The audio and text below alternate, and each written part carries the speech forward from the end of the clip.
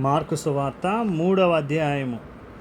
సమాజ మందిరంలో ఆయన మరలా ప్రవేశింపగా అక్కడ ఊచ చేయగలవాడు ఒకడుండెను. అచ్చటి వారు ఆయన మీద నేరము మోపవలెనని ఉండి, విశ్రాంతి దినమున వానిని స్వస్థపరచునేమో అని ఆయనను కనిపెట్టుచుండిరి. ఆయన, నీవు లేచి మధ్యను నిలువమని ఊచ చేయగల వానితో చెప్పి, వారిని చూచి, విశ్రాంతి దినమున మేలు చేయుట ధర్మమా, కీడు చేయుట ధర్మమా, ప్రాణరక్షణ ధర్మమా, ప్రాణహత్య ధర్మమా అని అడిగాను. అందుకు వారు ఊరకుండిరి. ఆయన వారి హృదయ కాఠిన్యమునకు దుఃఖపడి కోపముతో వారిని కలియచూచి, నీ చెయ్యి చాపుమని ఆ మనుష్యునితో చెప్పాను. వాడు తన చెయ్యి చాపగా అది బాగుపడెను. పరిసయ్యులు వెలుపలికి పోయి వెంటనే హేరోదీయులతో కలుసుకొని, ఆయనను ఎలాగు సంహరింతుమా అని ఆయనకు విరోధముగా ఆలోచన చేసిరి. యేసు తన శిష్యులతో కూడా సముద్రము నొద్దకు వెళ్ళగా గలిలయ నుండి వచ్చిన గొప్ప జనసమూహము ఆయనను వెంబడించెను. మరియు ఆయన ఇన్ని గొప్ప కార్యములు చేయుచున్నాడని విని జనులు యోదయ నుండి, యెరూషలేము నుండి, ఇదూమయ నుండి, యోర్దాను అవతల నుండి, తూరు సీదోను అనడి పట్టణ ప్రాంతముల నుండి ఆయన యొద్దకు గుంపులు గుంపులుగా వచ్చిరి.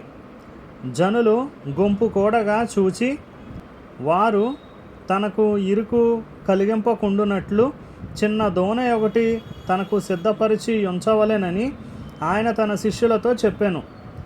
ఆయన అనేకులను స్వస్థపరిచెను గనుక రోగపీడితులైన వారందరూ ఆయనను ముట్టుకొనవలెనని ఆయన మీద పడుచుండిరి.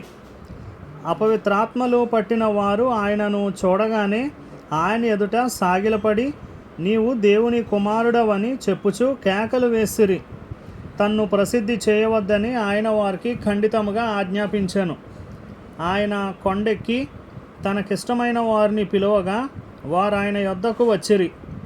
వారు తనతో కూడా ఉండునట్లును దెయ్యములను వెళ్ళగొట్టు అధికారము గలవారై సువార్త ప్రకటించుటకును వారిని పంపవలెనని ఆయన 12 మందిని నియమించెను. వారెవరనగా, ఆయన పేతురను పేరు పెట్టిన సీమోను, జబదయి కుమారుడగు యాకోబు, అతని సహోదరుడగు యోహాను. వీరిద్దరికీ ఆయన బోయనెర్గేసు అను పేరు పెట్టెను. బోయనెర్గేసు అనగా ఉరిమెడి వారని అర్థము. అంద్రెయ, ఫిలిప్పు, బర్తొలొమాయి, మత్తయి, తోమా, అల్ఫయి కుమారుడగు యాకోబు, తద్దయి, కనానీయుడైన సీమోను, ఆయనను అప్పగించిన ఇస్కరియోతు యోధ అనువారు. ఆయన ఇంటిలోనికి వచ్చినప్పుడు జనులు మరలా గుంపుకూడి వచ్చిరి గనుక భోజనము చేయుటకైనను వారికి వీలు లేకపోయెను. ఆయన ఇంటివారు సంగతి విని ఆయన మతి చలించి ఉన్నదని చెప్పి ఆయనను పట్టుకొనబోయిరి. యెరూషలేము నుండి వచ్చిన శాస్త్రులు, ఇతడు బయల్జెబూలు పట్టిన వాడై దెయ్యముల అధిపతి చేత దెయ్యములను వెళ్ళగొట్టుచున్నాడని చెప్పిరి. అప్పుడు ఆయన వారిని తన యొద్దకు పిలిచి ఉపమాన రీతిగా వారితో ఇట్లనెను. సాతాను నేలాగు వెళ్ళగొట్టును? ఒక రాజ్యము తనకు తానే విరోధముగా వేరుపడిన ఎడల ఆ రాజ్యము నిలువనేరదు. ఒక ఇల్లు తనకు తానే విరోధముగా వేరుపడిన ఎడల ఆ ఇల్లు నిలువనేరదు. సాతాను తనకు తానే విరోధముగా లేచి వేరుపడిన ఎడల వాడు నిలువలేక కడతేరును.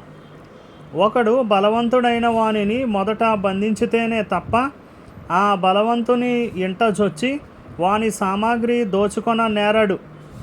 బంధించిన ఎడల వాని ఇల్లు దోచుకొనవచ్చును. సమస్త పాపములను మనుష్యులు చేయు దూషణలన్నీయు వారికి క్షమింపబడును గాని పరిశుద్ధాత్మ విషయము దూషణ చేయువాడెప్పుడును క్షమాపణ పొందక నిత్య పాపము చేసిన వాడే యుండునని మీతో నిశ్చయముగా చెప్పుచున్నానెను. ఎందుకనగా ఆయన అపవిత్రాత్మ పట్టిన వాడని వారు చెప్పిరి. ఆయన సహోదరులను తల్లియు వచ్చి వెలుపల నిలిచి ఆయనను పిలువనంపిరి.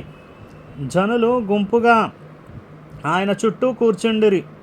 వారు, ఇదిగో నీ తల్లియు నీ సహోదరులను వెలుపల ఉండి నీ కోసరము వెదకుచున్నారని ఆయనతో చెప్పగా, ఆయన, నా తల్లియు నా సహోదరులు ఎవరని తన చుట్టూ కూర్చున్న వారిని కలయచూచి, ఇదిగో నా తల్లియు నా సహోదరులను, దేవుని చిత్తము చొప్పున జరిగించువాడే నా సహోదరుడును సహోదరియు తల్లియునని చెప్పెను.